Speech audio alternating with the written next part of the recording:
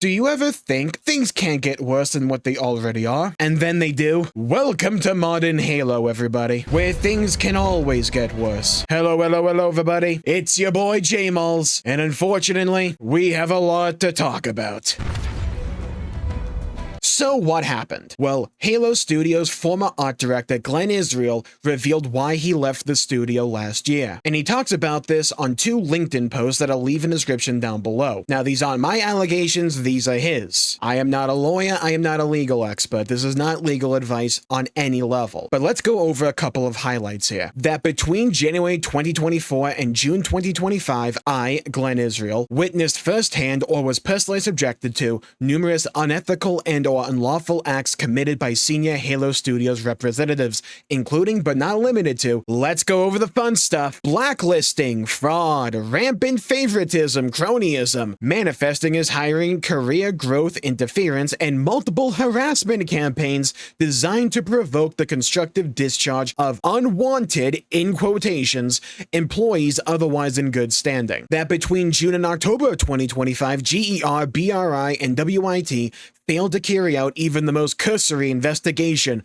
by refusing to interview primary witnesses cited in the original complaints. And then we start to really speak legalese. And in the second post, Glenn Israel talks about a couple of things he strongly suspects. That Microsoft routinely contrives or otherwise exploits layoffs to rid itself of employees who have filed proper and effective complaints, thereby masking these retaliatory acts with a thin veneer of business justification. Oh goody. And also that organizations and investigations within Microsoft's human resources umbrella are deliberately compartmentalized to obfuscate responsibility and create plausible deniability. Now, these are some rather severe allegations and also suspicions. I can't speak to the veracity of them. I'll let the courts decide that one. What I do want to focus in on here today is how this all can translate back to the end product of Halo and the next Halo game coming out, Halo Campaign Evolved, the remake to the 2001 Halo Combat Evolved, but only the campaign. Because in the first post, there was something rather alarming for the game itself, that in August 2025, the catastrophic mismanagement of Halo Campaign Evolved created an opportunity for senior Halo Studios representatives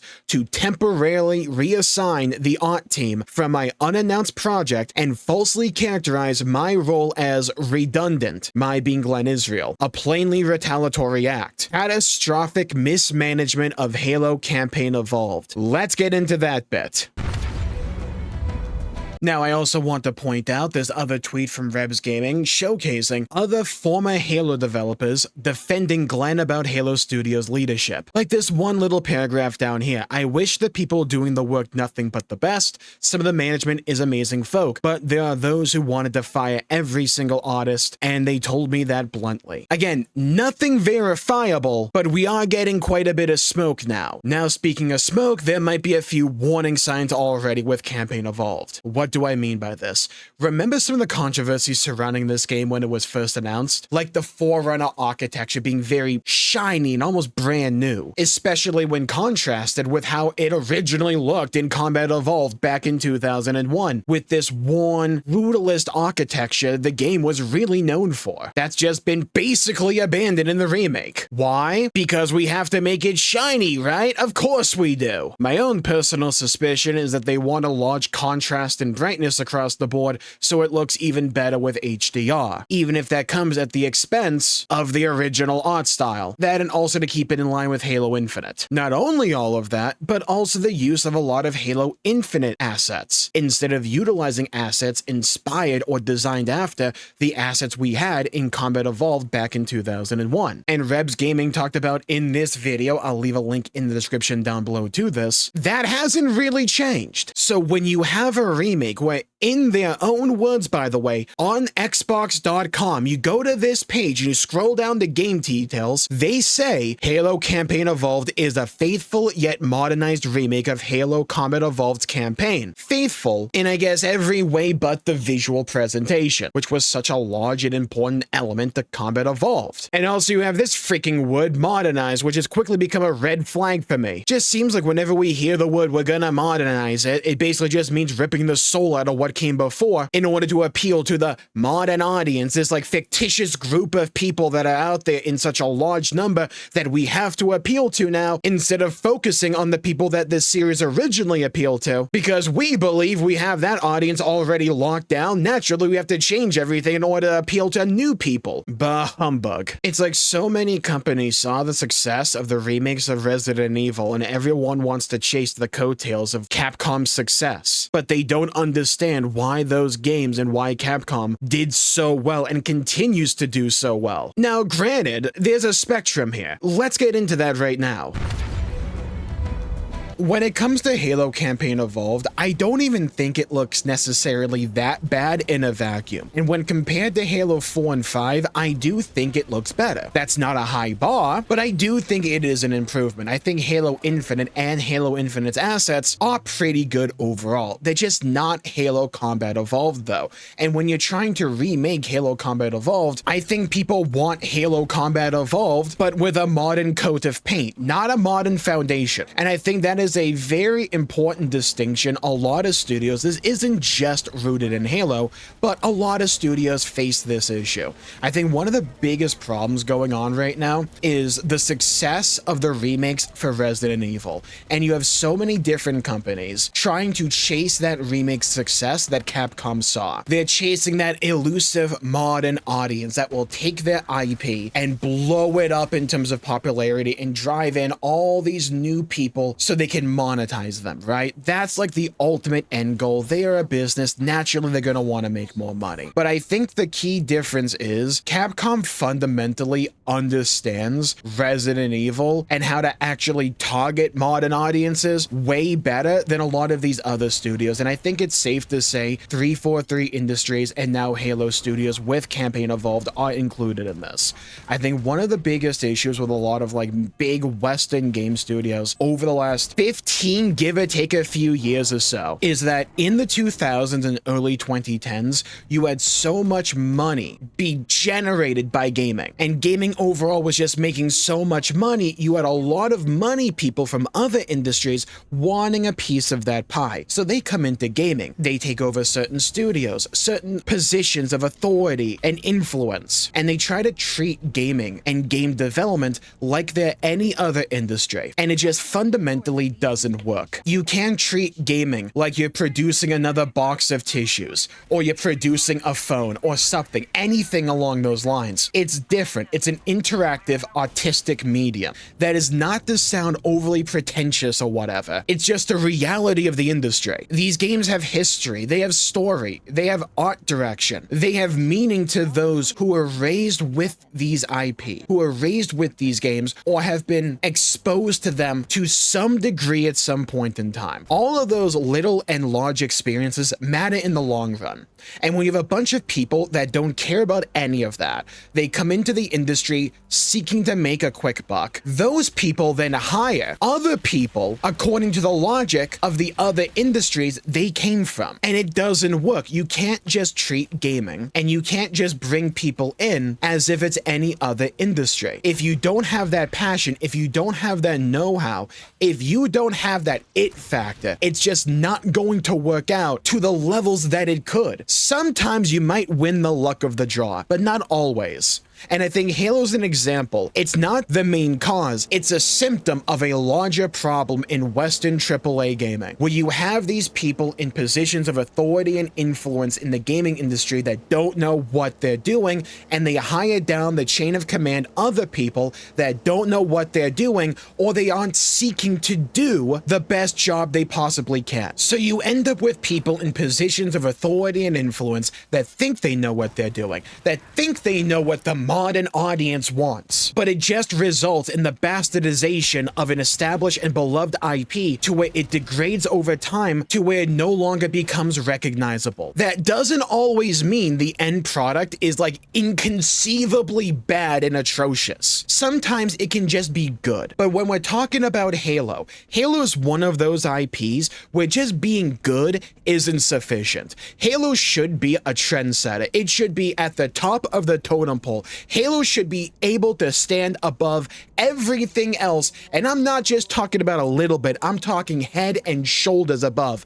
That is the sway, that is the cultural impact Halo used to have once upon a time ago, but it no longer has that because of bad decisions made from top to bottom over the course of a decade, if not longer. Actually, way longer. I forgot Halo 5 is like already over a decade old. God, that's not a good feeling, but besides that, just being good enough isn't good enough. An IP like Halo deserves perfection, or it at least deserves the pursuit of perfection, and I don't think that's what we're getting here. This feels bog standard. I can somewhat understand the argument that gets put out for Campaign Evolved, where they want some kind of aesthetic consistency for Halo games in the modern day, going from Halo Infinite now to this, and then probably whatever comes afterwards, having some kind of, you can look at the game and immediately identify that it's modern Halo. That may not necessarily be a good thing depending on your perspective, but I can at least somewhat understand and even appreciate that line of reasoning. And I can even further understand that line of reasoning when there's another argument that you can make where it's like, if we're reusing a bunch of assets we've already used in Halo Infinite, so long as those assets are good, if we're able to reuse a bunch of them,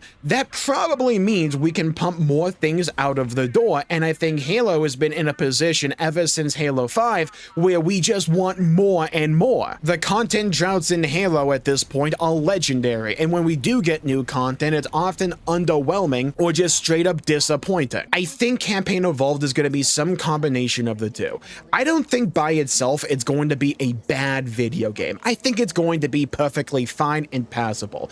Again, Halo should have higher standards than that, but I don't think it's going to have anywhere near the cultural impact of Combat Evolved back in the day. Probably was never going to, but they're not putting itself in a position to even stand a chance against that. But there's also just a bunch of other decisions that just leave you scratching your head going, what was the idea here? Why is it just the campaign? Why not have some kind of multiplayer mode that feels like Combat Evolved? Why not do some kind of small scale mode? It doesn't have to be a live service. It doesn't have to be some kind of perpetual online store. Just have some kind of multiplayer there that is fun, that is somewhat replayable, that people would like to sink their teeth into for a period of time until we get to the next Halo game. Halo Infinite's not good enough for that. Like, look at this. This is pathetic. Yeah, we're like 6 years on when it comes to Halo Infinite, but like, this has gone on for a while, man. So instead of rolling back onto the scene, Halo comes back with a whimper, with a remake of a game that already received a bad one, and call that one a remaster if you want, but with gameplay that looks far too separate to what came before, and in my opinion, just looks bad. Like, look at this fight against this elite in this scenario. Like, just look at the way the elite moves. If you've played Combat Evolved, you know just how important the movement for elites truly is to the feel of Combat Evolved. It's one of the things that made elites so special and distinct, and when you have an elite like this that moves so rigid and just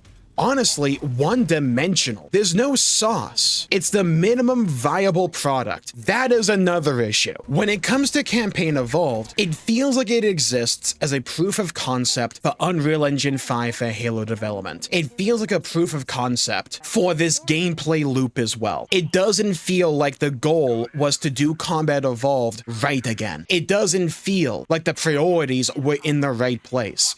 A lot of people won't pick up on stuff like that actively, nor should they. Most people are going to be only concerned about whether or not a video game is fun or engaging to them, because that's all they should be concerned about. People don't have the time to be concerned about all this minutia stuff. That's for like nerds on the internet like me to yap about for you. But I think a lot of people pick up on this stuff implicitly or passively or subconsciously. When you're playing through the experience, it just doesn't hit the same. Some people will try to chalk that up to nostalgia. I view that to be a fool's errand. I view that to not get at the real heart of the matter. I've played quite a few older games recently that I never played back in the day, and they still hold up, because truly trend-setting generational games, sure, some elements can feel a little bit old, but the quality shine through nonetheless. I think that is the case with a lot of older Halo. I think that's a case with a lot of like older games as well. And I think it's one of the fundamental issues modern Halo has always struggled with. They've been so caught up in trying trying to chase trends because, like we said before,